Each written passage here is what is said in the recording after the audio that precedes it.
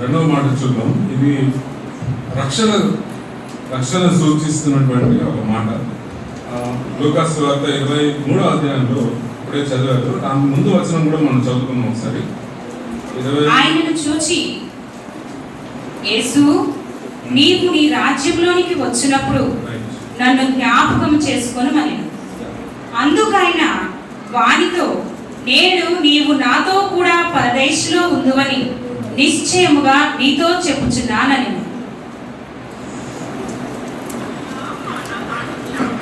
So ఇక్కడ ఏం జరిగిందంటే, యేసుక్రీస్తు వారు సిలువ వేస్తున్నప్పుడు ఇద్దరు దొంగలు, అంటే ఈ ఇద్దరు దొంగలు ఎవరు, వారి పేర్లు, వాళ్ళు ఏం క్రైమ్ చేశారు, ఇవన్నీ మనకి గాట్ నో డేటా, మనకి ఎటువంటి ఇన్ఫర్మేషన్ లేదు. అయితే మనకి తెలిసింది ఏంటంటే, ఈ ఇద్దరు దొంగలు, ఇటు రైట్ సైడ్ ఒకడు, లెఫ్ట్ సైడ్ ఒకడు, ఇద్దరు దొంగలు మధ్యలో యేసుక్రీస్తు వారిని సిలువ వేశారు. సిలువ వేసిన తర్వాత ఏం జరిగింది, దొంగ సడన్ గా ఇక్కడ వీళ్ళ మధ్యలో ఒక డిస్కషన్ జరుగుతుంది. చూడండి, ఒక నిమిషం, జస్ట్ 39వ వచనం చూడండి. 39వ వచనంలో ఫస్ట్ దొంగ ఏమంటున్నాడు చూడండి. వేలాడు వేయబడిన ఆ నేరస్తులలో ఒకడు ఆయనను దూషించుచు, నీవు క్రీస్తువు కదా, నిన్ను నీవు రక్షించుకొనుము, మమ్మను కూడా రక్షించుమని చెప్పాడు. అది ఫస్ట్ దొంగ ఏమన్నాడంటే, ఏమయ్యా నువ్వు క్రైస్ట్ కదా, నువ్వు కమాన్, నిన్ను నువ్వు కాపాడుకో, మమ్మల్ని కూడా కాపాడు అని అంటున్నాడు.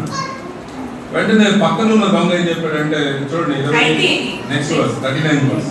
అయితే రెండవ వాడు వారిని గద్దించి, నీవు అదే శిక్షా విధిలో ఉన్నావు గనుక దేవునికి భయపడవా? మనకైతే ఇది న్యాయమే, మనము చేసిన వాటికి తగిన ఫలము పొందుచున్నాము గాని ఈయన ఏ తప్పిదమును చేయలేదని చెప్పి.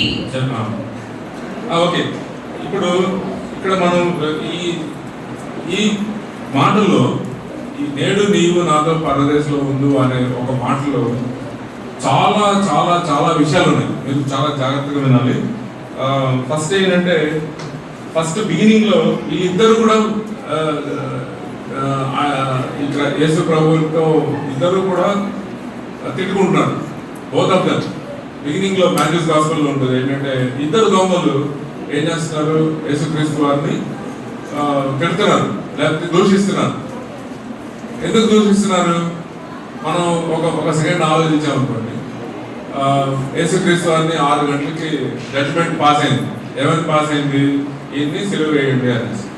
అప్పటికి ఈ ఇద్దరు దొంగలు కేసు నడుస్తుంది వాళ్ళిద్దరి మీద.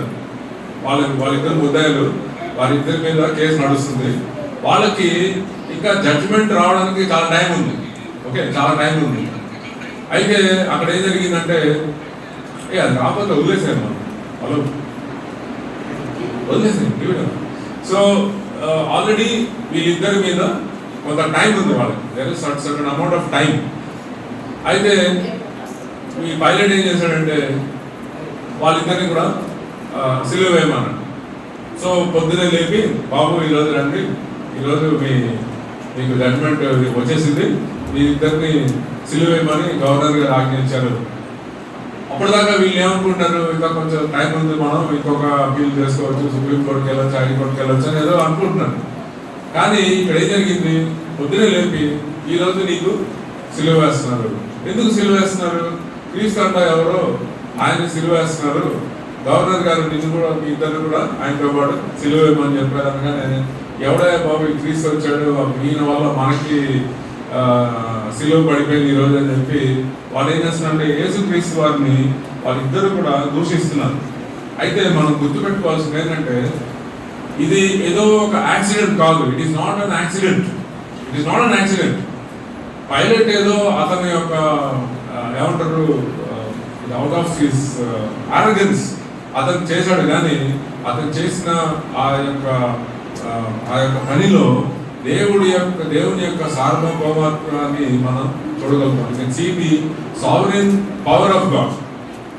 ఓకే, ఈ యొక్క ఇద్దరు దొంగలు ఏంటంటే ఇద్దరు మన ప్రపంచంలో రెండు రకాల మనుషులకి పోలిగా ఉన్నారు. They are representing two types of people in this world.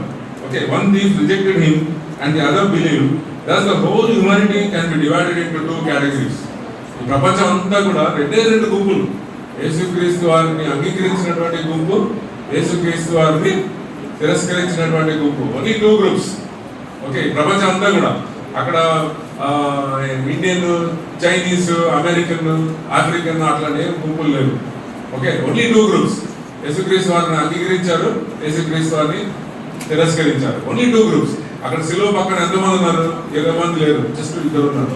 ఒక అతను యేసు ప్రభువుని నమ్ముకున్నాడు, ఒక అతను యేసు ప్రభువుని తిరస్కరించాడు. కాబట్టి ఈ ప్రపంచం అంతా కూడా మీరు మొత్తం తీసుకుంటే, మీ కుటుంబాన్ని తీసుకుంటే కూడా మీ కుటుంబంలో కూడా రెండు గ్రూప్స్ ఉంటాయి. యేసు ప్రభువుని నమ్ముకున్న వాళ్ళు మీ కుటుంబంలో ఉంటారు, యేసుక్రీస్తు నమ్ముకున్న వాళ్ళు కూడా మీ కుటుంబంలో ఉంటారు. So there are basically the whole world can be divided into two groups. The people who believe in Christ and people who don't believe in Christ. రెండు గ్రూప్స్. తర్వాత ఇంకొకటి ఏంటంటే, చాలా ముఖ్యమైన విషయం ఏంటంటే, another example of victorious grace. ఒక కొత్త వర్డ్ మనకు వస్తుంది, అంటే జయవంతమైనటువంటి కృప. మనం అంతా కృప గురించి చాలా మాట్లాడతాం, కానీ this is an example of the victorious grace. అంటే జయవంతమైనటువంటి ఒక కృప. అంటే దేవుడు తన కృప చూపిస్తున్నప్పుడు ఆ కృపని ఎంత విపరీతంగా చూపిస్తాడంటే ఆ మనిషి రెస్పాండ్ అవ్వకుండా ఉండలేడన్నమాట. అంత విపరీతమైనటువంటి కృపని ఆయన చూపిస్తున్నాడు. అయితే మనం చాలా ఇంపార్టెంట్ విషయం మనం గుర్తించాలి ఏంటంటే, ఆ చనిపోయినటువంటి దొంగ ఏ మంచి పని చేయలేదు, ఏ మంచి పని చేయలేదు. హి did not do any hello so ఈ దొంగ ఏ మంచి పని చేయలేదు. హి did not do any good thing. నేను ఎందుకు పదే పదే చెప్తున్నానంటే, మన చుట్టూ ఉన్నటువంటి మన సొసైటీలో మన ఫ్రెండ్స్ ఏమని నమ్ముతారంటే, రక్షణ పొందాలంటే ఏదో ఒక మంచి పని చేయాలి, పుణ్యకార్యాలు చేయాలి, పుణ్యకార్యం చేస్తేనే దేవుడు మనకి రక్షణ ఇస్తాడు. క్రైస్తవులు కూడా చాలా మంది ఏమనుకుంటారంటే, నేను మంచిగా చేశాను కాబట్టి దేవుడు నాకు రక్షణ ఇచ్చాడా అనుకుంటారు చాలా మంది. I use to think like that. నేను కూడా అనుకున్నాను, చాలా కాలం అనుకున్నాను. నేను ఏదో మంచి పని చేశాను, చిన్నప్పుడు ఏదో మంచి కార్యం చేశాను, దేవుడు ఇంప్రెస్ అయిపోయి నాకు రక్షణ ఇచ్చాడని అనుకునేవాడు. తర్వాత వాక్యంలో కొంచెం పైకి వచ్చిన తర్వాత నాకు అర్థమైంది ఏంటంటే, అసలు ఈ దొంగ ఏ మంచి కార్యము చేయలేదు. మనకి రక్షణ ఇచ్చింది మంచి కార్యం చేసినందుకు కాదు. ప్లీజ్, అది నేను ఈరోజు ఇక్కడ నుంచి వెళ్ళిపోయే లోపల ఆ పాయింట్ మీ మైండ్లో కనుక బాగా మీరు సింక్ అయితే సరిపోతుంది. ఈ దొంగ ఏ మంచి కార్యం కూడా చేయలేదు. తర్వాత ఇంకోటి ఏంటి, దొంగ చేసిన పని ఏంటి చూడండి. మత్తయి సువార్త 27:41 వచనంలో చూస్తే ఇద్దరు దొంగలు కూడా ఆయన్ని దూషిస్తున్నారు. అలాగే 27:41 చూడండి. మత్తయి సువార్త 27:41. 44 వచనం చూడమ్మా. ఆయనతో కూడా సిలువ వేయబడిన బందిపోటు దొంగలను అలాగే ఆయనను నిందించి. సో ఈ బందిపోటు దొంగలు అంటే వీళ్ళిద్దరు బందిపోటు దొంగలు. అంటే ఇక్కడ జస్ట్ ఏముంటుంది అంటే, రాబర్స్ అని ఉంటుంది దొంగలు. వాళ్ళు ఏం చేస్తున్నారు ఆయన మీద, అంటే ఈ రెండు దొంగ అంటే యేసు ప్రభువుని నమ్ముకున్న దొంగ కూడా బిగినింగ్ లో ఏం చేశాడు, ఆయనని దూషించాడు, ఆయన మీద అన్ని రకరకాలుగా చేశాడు.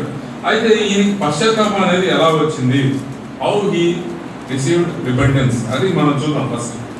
సో మనం మళ్ళీ లూకాసు వార్త మనం ఇంకా చదివాం కదా, లూకాసు వార్త 23వ అధ్యాయానికి వద్దాం. మనం 23వ అధ్యాయంలో మనం ఫస్ట్ స్లోగా మనం స్టడీ చేద్దాం. ఇక్కడ ఫస్ట్ పశ్చాత్తాపడ్డాడు. ఇక్కడ చూడండి 40వ వచనంలో, డోంట్ యూ ఫియర్ గాడ్, అది ఒకసారి చూడమ్మా. 40వ రెండవ వాడు వారిని గద్దించి, నీవు అదే శిక్షా విధిలో ఉన్నావు గనుక దేవునికి భయపడవా? దేవునికి భయపడవా? డోంట్ యూ ఫియర్ గాడ్ అన్నాడు. He said don't you fear God. అందుకనే మనం గుర్తుపెట్టుకోవాల్సింది ఏంటంటే, repentance is the realisation of our lost condition. Lost condition అంటే మనము కోల్పోయాము, లేకపోతే మనము ఎటువంటి లాస్ట్ కండిషన్ దాన్ని తెలుగులో మీరు ఎట్లా ట్రాన్స్లేట్ చేస్తారు? మనము తప్పిపోయాము అనే ఒక స్థితిని మనం గుర్తించుకోవాలి, మనం అర్థం చేసుకోవాలి ఫస్ట్. సో ఇక్కడ ఈ దొంగ ఏం చెప్పాడంటే, don't you fear God since you are in the same condemnation. మనం కూడా అదే సిచ్యువేషన్ ఉన్నాం కాబట్టి నువ్వు దేవునికి భయపడవా అన్నాడు. ఎప్పుడైతే దేవునికి భయపడవా అనే ఆ సెంటెన్స్ తన నోట్లో నుంచి అతను పలికాడో వెంటనే ఏం జరిగింది? వెంటనే దేవుడు ఏం చేశాడంటే అతనికి ఒక ఇల్యూమినేషన్, లేకపోతే అతనికి దేవుని యొక్క జ్ఞానాన్ని ఇచ్చాడు. మన సామెతల గ్రంథంలో మాట ఉంటుంది, దేవునికి fear of the lord is the beginning of wisdom. అంటే దేవుని యొక్క భయం అనేది జ్ఞానానికి మూలము అని ఉంటుంది మన సామెతల గ్రంథం 1వ అధ్యాయం. కాబట్టి ఎప్పుడైతే అతను దేవునికి భయపడవా అనే మాట అన్నాడో వెంటనే ఏం జరిగిందంటే అతనికి ఒక జ్ఞానం అనేది దేవుడు ఇచ్చేశాడు సర్వని. వెంటనే అతనికి ఇంకొక విషయం ఏమైందంటే అతని యొక్క స్థితి అతనికి అర్థమైంది. ఏమర్థమైంది? మనం కూడా ఇదే కండిషన్ లో ఉన్నాము. ఓకే, ఇది న్యాయమే, మనము చేసిన వాటికి తగిన ఫలము పొందుచున్నాము గాని ఈయన ఏ తప్పిదమును చేయలేదని. సో వెంటనే ఏం చేశాడంటే he recognized that the punishment given to him was just. మీరు అంటే మీరు ఎప్పుడైనా జైలుకి వెళ్ళారో లేదో నాకు తెలియదు, కానీ నేను వెళ్ళాను ఒకసారి జైలుకి. అంటే జైలుకి వెళ్ళానంటే అరే ఏం చేసామని అనుకోవాలండి.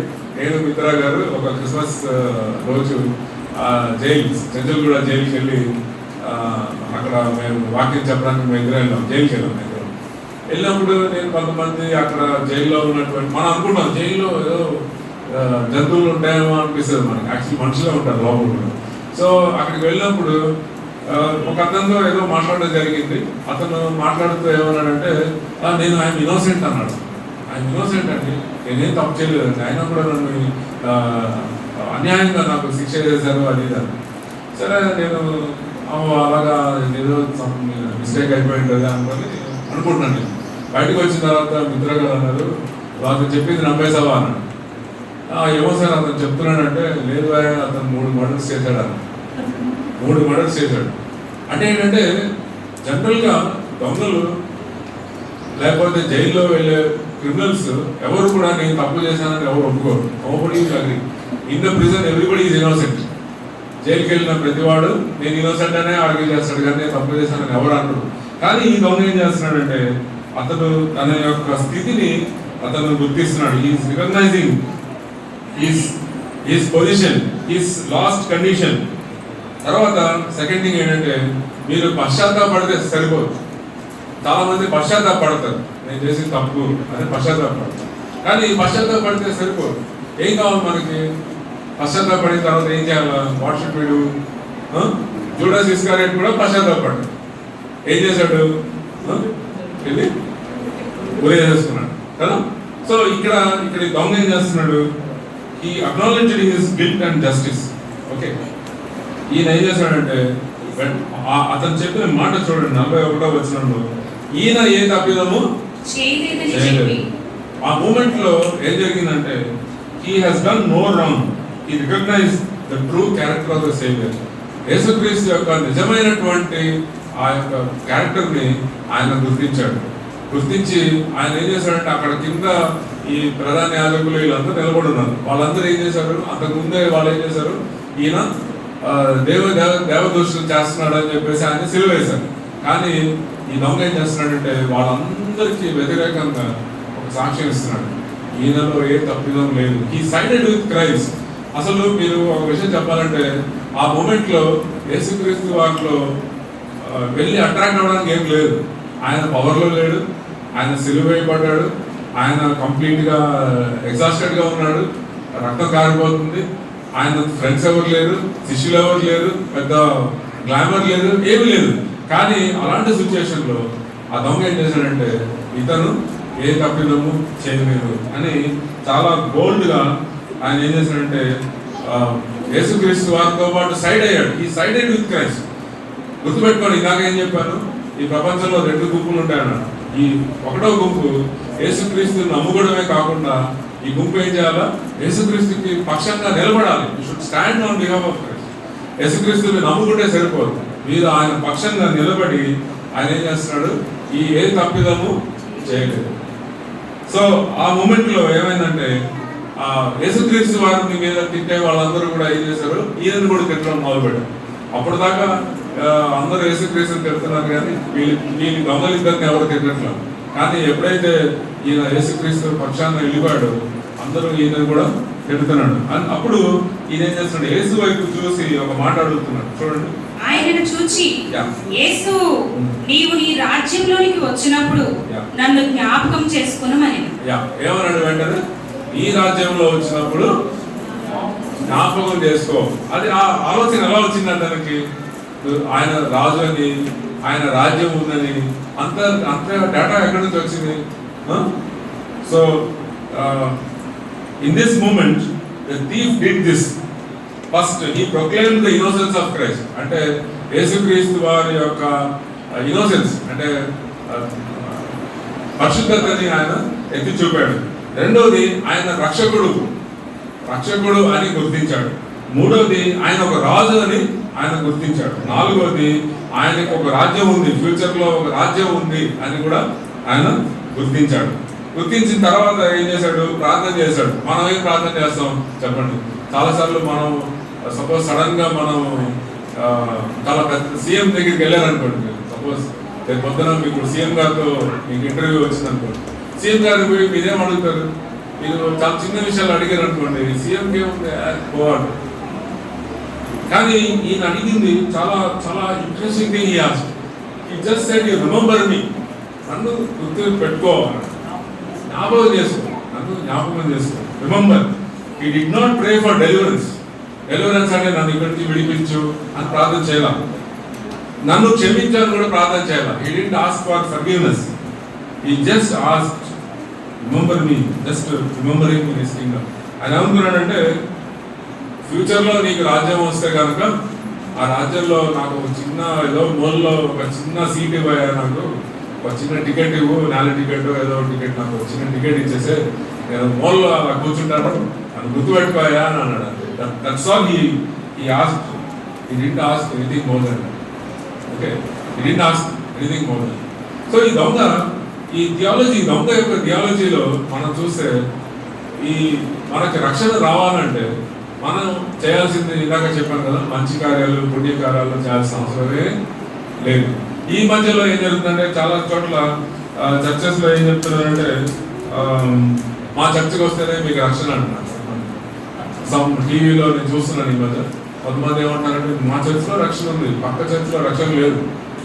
That's wrong. చర్చిలో రక్షణ లేదు, దట్స్ కరెక్ట్. కానీ యేసుక్రీస్తులో రక్షణ. చర్చికి రావడం వల్ల రక్షణ రాదు, లేకపోతే చందా ఇవ్వడం వల్ల రక్షణ లేదు. ఒక ఆయన పాత రోజుల్లో ఏమన్నారంటే, మీ పితరులకి కనుక మీకు రక్షణ కావాలంటే ఈ చందాలో మీరు ఇంకా డబ్బులు వేస్తే మీకు వాళ్ళకి రక్షణ వస్తుంది అన్నాడు. సరే, ఒక అతను ఏం చేశాడంటే ప్లేట్ తీసుకొచ్చారు, అది ఆఫరింగ్ ప్లేట్ తీసుకొస్తే ఆయన ఒక 500 నోట్ వేసాడు. వేసి మా పితరులకి రక్షణ వచ్చిందా అన్నాడు. అవును, ఇక్కడ ఈ 500 నోటు వేయగానే ఈ పితరులు పరలోక రాజ్యానికి వెళ్ళిపోయారు అనగానే మళ్ళీ 500 వెనక్కి తీసుకున్నాడు. వాళ్ళు వెళ్ళిపోయారు కదా, మనకి ఎందుకు లేదు కదా, 500 ఎందుకు వేయాలని చెప్పి వెనక్కి తీసుకున్నాడు. సో అట్లాగా ఇదంతా కామెడీ అనమాట. This all comedy. ఏంటి, ఆ డబ్బులు ఇస్తే రక్షణ వస్తుంది, లేకపోతే మీరు ఈ కార్యం చేస్తే రక్షణ వస్తుంది, అది చేస్తే రక్షణ వస్తుంది, అదంతా నాన్సెన్స్. Don't believe all. రక్షణ ఎప్పుడు వస్తుందంటే యేసుక్రీస్తు వారిని నమ్ముకుంటే మీకు రక్షణ. There is no other condition. There is absolutely no condition you need to satisfy to get salvation. ఇక్కడ యేసుక్రీస్తు వారు అంతసేపు ఏం చేస్తున్నాడు? ఏం మాట్లాడలా. శిలువ మీద ఆయన ఏం మాట్లాడలా, సైలెంట్ గా ఉన్నాడు. ఇంతకు ముందు ఏమన్నాడు? ఫస్ట్ మాట ఏమన్నాడు? తండ్రి మీరేం చెప్తారు. ఆ తర్వాత సైలెన్స్, ఏం మాట్లాడలా. ఇప్పుడు సడన్ గా దొంగ అతన్ని చూసి, అయ్యా నువ్వు నీ రాజ్యంలో వచ్చినప్పుడు నువ్వు నన్ను గుర్తు చేసుకో, జ్ఞాపకం చేసుకో అనగానే ఏం చేశాడంటే, ముందు అతన్ని ఎటువంటి కండమ్నేషన్ చేయాల. నువ్వు దొంగ, నువ్వు నరకానికి వెళ్తావు, అట్లేం మాట్లాడాల. ఓకే బాబు కూర్చోమ్మా. ఈ did not rebuke him. Rebuke అంటే తిట్టలేదు అతను ఏమనలేదు. ఆయన ఎంతో సఫర్ అవుతున్నాడు, శిలువ మీద ఆయన సఫర్ అవుతున్నాడు, రక్తం కారుతుంది, మనుషులు అరుస్తున్నారు. అయినా కూడా వాళ్ళని యేసుప్రభు ఏమనట్లేదు, కానీ ఆయన ఏం చేస్తున్నాడు, దొంగని అడిగిన ప్రశ్నకి మాత్రం ఆయన వెంటనే ఆయన సమాధానం చేస్తున్నాడు. This demonstrates that the lord is willing and able to save all who come to him. ఆయన దగ్గరికి ఎవరు వచ్చినా సరే వెంటనే response will be immediate response. Okay, immediate response. Irrespective of the time and hour, Jesus is open to save sinners. మీరు రాత్రి పగలు ఏ టైంలో అయినా సరే మీరు యేసుక్రీస్తు వారి దగ్గరికి వెళ్ళి ప్రార్థన చేస్తే ఇన్స్టంటేనియస్గా ఆయన మీ యొక్క ప్రార్థనని విని ఆయన తిరిగి జవాబు ఇవ్వడానికి ఆయన సిద్ధంగా ఉన్నాడు. So today is emphatic word. నేడు అక్కడ చూడండి ఒకసారి, నేడు today you will be with me. Today దొంగ ఏమనుకున్నాడు, సెకండ్ కమింగ్ అయిపోయిన తర్వాత 1000 ఏళ్ల పరిపాలన వచ్చినప్పుడు, అంటే ఎన్ని సంవత్సరాల తర్వాత ఎక్స్పెక్ట్ చేస్తున్నాడు, ఇంచుమించు ఒక 2,500 సంవత్సరాల తర్వాత యేసుక్రీస్తు రాజ్యం వచ్చినప్పుడు అతనికి టికెట్ దొరుకుతుంది అనుకుంటున్నాడు. కానీ యేసుక్రీస్తు ఏం చెప్పాడు, నేడు today. Why are worried about 2500 years later? No, ఈరోజు టుడే నీకు రక్షణ ఇస్తున్నాడు. ఈరోజు నువ్వు నాతో పరదేశంలో. Thief wanted a place in the future. Jesus gives him a place in the paradise today. ఆయన ఎప్పుడో ఎక్స్పెక్ట్ చేస్తున్నాడు, 2000 సంవత్సరాల తర్వాత 3000 సంవత్సరాల తర్వాత నాకు యేసుక్రీస్తు రాజ్యంలో ఒక సీట్ దొరుకుతుంది అనుకున్నాడు. కానీ యేసుక్రీస్తు వారు మాత్రం ఈరోజు సాయంత్రం పరడైస్లో ఆయన ఒక స్థలాన్ని ఆయనకి అనుగ్రహించాడు. దీంతో మనకు అర్థం చేసుకోవాల్సింది ఏంటంటే, యేసుక్రీస్తు వారు మనకి చేసేటువంటి కార్యాలు ఎలా ఉంటాయంటే, మనం ఊహించిన దానికంటే కూడా ఎంతో హై ఉంటుంది ఆయన ఆలోచనలు కానీ ఆయన చేసే పద్ధతి కానీ. మనం ఎప్పుడో అనుకుంటాం కానీ దేవుడు మాత్రం ఎలా ఆలోచిస్తాడంటే, ఆయన మనం ఊహించిన దానికంటే కూడా చాలా హై లెవెల్లో ఆయన ఆలోచిస్తాడు. మనమే మన ఆలోచనలు చాలా చిన్నగా ఉంటాం, మనం అడిగేవి చాలా చిన్న విషయాలు అడుగుతాం. We ask very small things, చాలా చిన్న విషయాలు. మా అమ్మాయికి సీట్ ఇవ్వు, మా అమ్మాయిని ఎగ్జామ్ రాయించు, మా అమ్మాయి ప్రయాణం చేస్తుంటే ఆమెకు తోడుగా వెళ్ళు, ఇలాంటివి ప్రార్థన చేస్తాం. But we don't ask for very high things. We don't ask God for very high things. Our thinking is very small, our way of asking is very small. కానీ దేవుడు మాత్రం మనం అనుకున్న దానికంటే కూడా మనం చెప్పేది, ఆయన ఇచ్చేది చేసేది చాలా చాలా ఉన్నతంగా ఉంటుంది. తర్వాత మనం ఇక్కడ చూస్తే, here we see the future destination of those who put faith in Christ. ఎవరైతే ఈ దొంగలాగా యేసుక్రీస్తుని నమ్ముకుంటారో వారు చనిపోయిన తర్వాత ఎక్కడికి వెళ్తారు అని అంటే, ఎక్కడికి వెళ్తారు? పరదేశంలోకి వెళ్తారు. అయితే మనము ఇంకా చాలా విషయాలు చెప్పొచ్చు. యాక్చువల్గా లూక్ 16వ అధ్యాయం, అంటే మీరు తీయొద్దు, లూక్ 16వ అధ్యాయంలో మన యేసుక్రీస్తు వారు ఉపమానం చెప్తాడు. రిచ్ మ్యాన్ అండ్ లాజరస్, ధనవంతుడు లాజరస్ స్టోరీ చెప్తాడు. ఆ ధనవంతుడు ఎక్కడ ఉన్నాడు? ఆ ధనవంతుడు ఒక కాలిపోతున్నటువంటి ఒక స్థలంలో, పాతాళంలో ఆయన ఫ్రై అవుతున్నాడు. కానీ లాజరస్ ఎక్కడ ఉన్నాడు? అబ్రహాం ప్రభు దగ్గర ఉన్నాడు. సో ఇక్కడ ఈ సంఘటనలో మనకి ఏమర్థమవుతుందంటే, ఎవరైతే యేసుక్రీస్తుని నమ్ముకుంటారో, ఎవరైతే ఆయన ఎందుకు విశ్వసిస్తారో వారు ఎక్కడికి వెళ్తారు? పరదేశంలోకి వెళ్తారు. అంతేగాని పాతాళానికి ఎవరు వెళ్ళరు. ఓకే, సో మనం కొన్ని విషయాలు మనం కంక్లూడ్ చేస్తున్నాం. First, dependence must lead to faith in Christ. అంటే మనం కేవలం పశ్చాత్తాపడితే సరిపోదు. మనం ఏం చేయాలి? పశ్చాత్తాపంతో పాటు మనం ఏం చేయాలి? యేసుక్రీస్తులో మనం విశ్వసించాలి. We have to believe. యేసుక్రీస్తుని నమ్మాలి. సో ఇలా నమ్మినప్పుడు మనం చేయాల్సిన పుణ్యకార్యాలు, మంచి కార్యాలు ఇవన్నీ ఏమీ అవసరం లేదు. మనం చేయవలసింది మోస్ట్ ఇంపార్టెంట్ థింగ్ ఏంటంటే, మనం యేసుక్రీస్తును విశ్వసించాలి. అది మోస్ట్ ఇంపార్టెంట్. సెకండ్ పాయింట్ ఏంటంటే, lord is ready and willing to save anyone who approaches him. ఎవరైతే ఆయన్ని దగ్గరికి వెళ్ళి ఆయన అందు విశ్వాసం ఉంచుతారో, యేసుక్రీస్తు వారు వాళ్ళని రక్షించడానికి ఆయన చాలా రెడీగా ఉన్నాడు. నా విషయంలో ఒక చిన్న సాక్ష్యం చెప్పాలనుకుంటున్నాను. 2017లో మా అమ్మగారు, నేను మా అమ్మగారికి 32 సంవత్సరాల సువార్త చెప్పాను. నేను 1984లో నేను మానస్ పొందాను. 84 నుంచి మా అమ్మకి నేను స్వార్థ చెప్తాను, కానీ మా అమ్మ మాత్రం ఎప్పుడు నమ్మలేదు, ఎప్పుడు ఏదో ఒకటి చెప్పేదాన్ని. 2 సార్లు మా అమ్మ అసలు హాస్పిటల్లో అడ్మిట్ అయ్యి బయటకు వచ్చింది, 2 సార్లు. ఆ 2 సార్లు కూడా ఇంక తప్పి ఇంకా అయిపోయిందిలే, ఇంకా ఫినిష్డ్ అనుకున్నాను. 2 సార్లు ఆమెని దేవుడు విడిపించాడు. 2017లో ఏం జరిగిందంటే ఆమె చాలా హార్ట్ పెయిన్ వచ్చేసింది, చాలా పెయిన్ వచ్చింది. పెయిన్ వచ్చినప్పుడు ఆమె నన్ను పిలిచి మా ఇంటికి వచ్చారు. మా ఇంటికి వచ్చి ఒక 15 రోజుల వరకు ఉన్నారు. ఆ టైంలో ఆమెతో మా పిల్లలు అందరూ సువార్త చెప్తున్నారు. ఆ 2017 ఫిబ్రవరిలో ఏమైందంటే ఆమె రాత్రి 11 గంటలకు పిలిచి నాకు చాలా గుండె నొప్పిగా ఉంది అని. సరే అని ఆమెతో మాట్లాడుకుని నువ్వు ప్రార్థన చేయడం కోసం, ఓకే ఇప్పుడే ఫర్ నేను చాలా నా బ్రోకన్ లాంగ్వేజ్తో నేను ఏదో ప్రార్థన చేశాను అలాగా ఓపికగా విని తర్వాత ఏం చెప్పిందంటే ప్రార్థన చేసేసావా, ప్రార్థన చేసేసానమ్మా అంటే అయ్యో నాకు గుండె నొప్పిగా ఉంది అని చెప్పి అలా చనిపోయింది. నా చేయి పట్టుకొని అలా చనిపోయిన తర్వాత మా ఫాదర్ వచ్చారు. తర్వాత హిందూ ట్రెడిషన్ ప్రకారం ఆమెని క్రిమేషన్కి చేశారు, అదంతా అయిపోయింది. నేను ప్రార్థన చేశాను, ప్రభా ఏంటిది మా అమ్మ నిన్ను తెలుసుకోకుండా చనిపోయింది, ఆమె రక్షణ లేకుండా అయిపోయింది, నువ్వేంటి ఇట్లా చేసావు అని ప్రార్థన చేశాను. అప్పుడు ప్రభు నాకు చెప్పిన మాట ఏంటంటే ఆమె నువ్వు ప్రార్థన చెయ్యి అని అన్నప్పుడు ఆమె కూడా నీతో పాటు ప్రార్థన చేసింది. ఆమె కూడా నీతో ప్రార్థన చేసింది కాబట్టి నేను ఆ ప్రార్థన విన్నాను, ఆమె రక్షించాను. ఎలాగైతే నీ రక్షణ విశ్వాసంతో కూడిందో అలాగే ఆమె రక్షణ కూడా విశ్వాసంతో కూడింది. నమ్మితే నమ్ము, లేకపోతే వెళ్ళి అందరితో నువ్వు వాదించుకో నీ ఇష్టం. కానీ you believe that she has salvation. ఆమె ప్రార్థన చేసింది, నేను ఆమె ప్రార్థన విన్నాను. కాబట్టి మనం ఏం చేయాలంటే ప్రతి వాళ్ళకి మనం సువార్త చెప్పాలి. We have to tell gospel to everybody.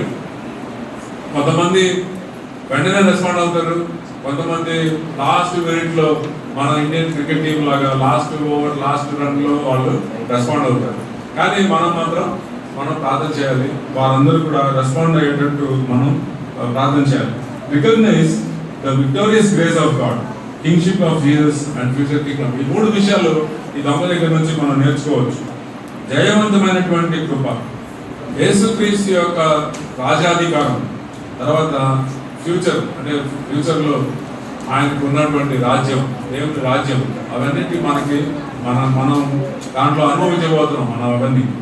అయితే ఒక విషయం ఏంటంటే ఈరోజు కనుక మీరు ఇంకా యేసుక్రీస్తుని కనుక మీరు నమ్మకుండా మీరు అదే జీవితంలో కనుక మీరు ఉంటే మీరు ఈరోజు ఇటు సైడ్ రైట్ సైడ్ నుంచి లెఫ్ట్ సైడ్ నుంచి రైట్ సైడ్కి రావచ్చు. మీరు ఒకవేళ మీరు ఆ నమ్మనేటువంటి దొంగలాగా ఉంటే మీరు ఈరోజు ప్రార్థన చేయండి, రైట్ సైడ్ లెఫ్ట్ సైడ్ నుంచి మీరు రైట్ సైడ్కి రండి, వచ్చి యేసుక్రీస్తుని మీరు సొంత రక్షకుడిగా మీరు అంగీకరించండి, ప్రభువు తెలుసుకోండి, ప్రభు మిమ్మల్ని దీవించుకుంటారు.